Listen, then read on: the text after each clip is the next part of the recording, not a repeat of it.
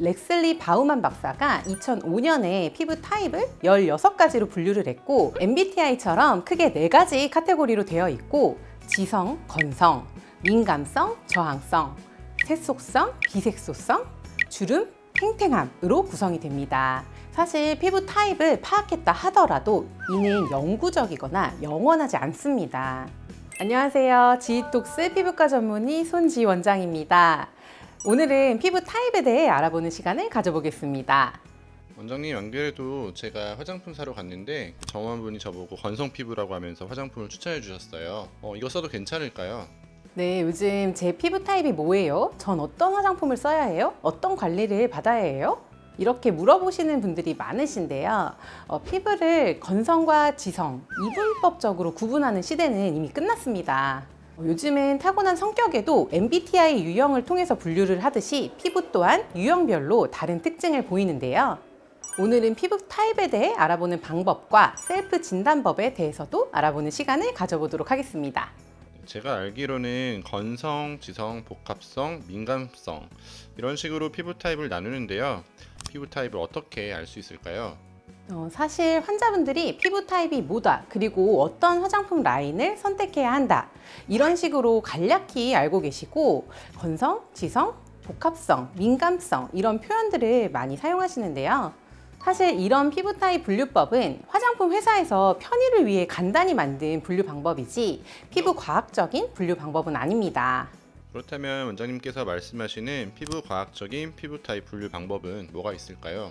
미국의 저명한 피부과 전문의인 렉슬리 바우만 박사가 2005년에 피부 타입을 16가지로 분류를 했고, 피부 과학 교과서에도 채택이 되었습니다. 저도 최근에 피부 MBTI 이런 이야기를 얼핏 들은 것 같은데 정말 그런 게 있었군요. 물론 이제 최근에는 이러한 피부 타입 분류 방법이 더욱 개선되고 개편되어야 한다는 이야기도 많은데요. 그래도 과학적이고 체계적인 분류 방법의 하나가 바로 바우만 스킨 타입 16가지입니다. 원장님, 저는 사실 화장품을 쓰면 트러블이 많아서 잘 안 쓰게 되는데요. 피부 타입에 맞춰서 화장품을 사용하면 트러블이 잘 나지 않을까요? 사실 피부 타입을 파악했다 하더라도 이는 영구적이거나 영원하지 않습니다. 사람은 누구나 노화의 과정을 거치게 되고, 또 꼭 노화의 과정이 아니라 하더라도 여러 환경적인 요인이나 외부적인 요인에 의해서 피부 타입이나 유형이 변화하기도 합니다.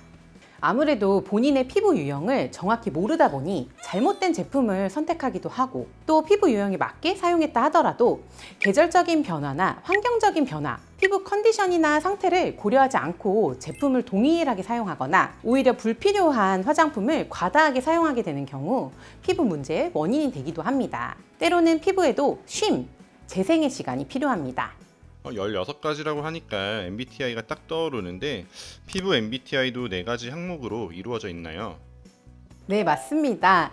MBTI처럼 크게 4가지 카테고리로 되어 있고, 지성, 건성, 민감성, 저항성, 색소성, 비색소성, 주름, 탱탱함으로 구성이 됩니다. 이러한 총 4가지 인자에 대해서 총 16가지 피부 타입으로 구분이 됩니다. 그 4가지 나누는 타입별 특징을 하나씩 정리해서 살펴보고 설명해 봐 주시면 좋겠어요. 우선 512 지성 피부는 피지 분비량이 많습니다. 유분이 많다고 해서 수분이 많은 건 아닌데요. 지성이라 하더라도 피부 장벽이 건강하지 않은 경우들도 있어서 수분이 부족하거나 염증성 상황일 수 있습니다. 그와는 반대로 드라이 건성 피부는 피지 분비량이 낮고 수분이 부족한 상황인데요. 건성이라고 무조건 피부 장벽이 무너져 있는 상태는 아닙니다. 민감성, 센시티브 피부의 경우에는 크게 또다시 5가지로 분류가 되는데요.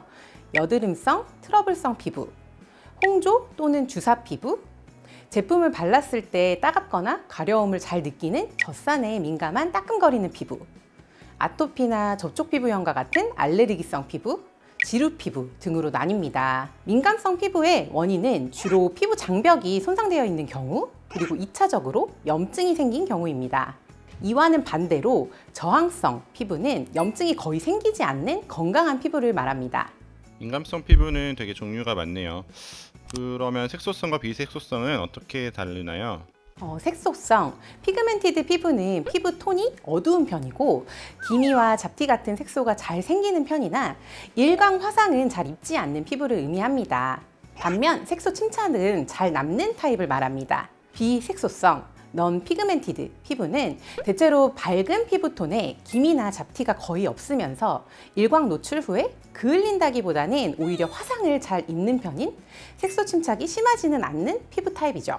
마지막으로 주름, 링클드 피부 타입의 경우에는 탄력이 없는 피부로 주름이 많고 쉽게 잔주름 등이 발생을 하는 피부를 말합니다. 탱탱한 탄력이 있는 타이트 피부는 주름이 거의 없거나 대체로 동안으로 보이는 주름이 잘 생기지 않는 피부를 의미합니다.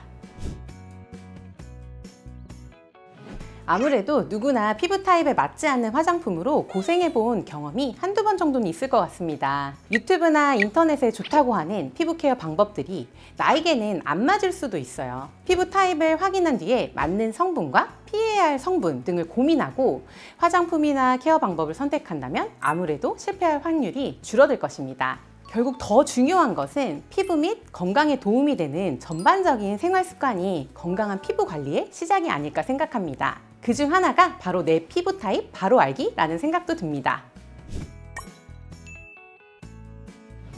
오늘 영상도 도움이 많이 되셨으면 좋겠습니다. 지금까지 지톡스 피부과 전문의 손지희 원장이었습니다. 유익하고 솔직한 진짜 피부 항노화 이야기가 궁금하시다면 구독, 좋아요, 알림 설정 부탁드립니다. 감사합니다.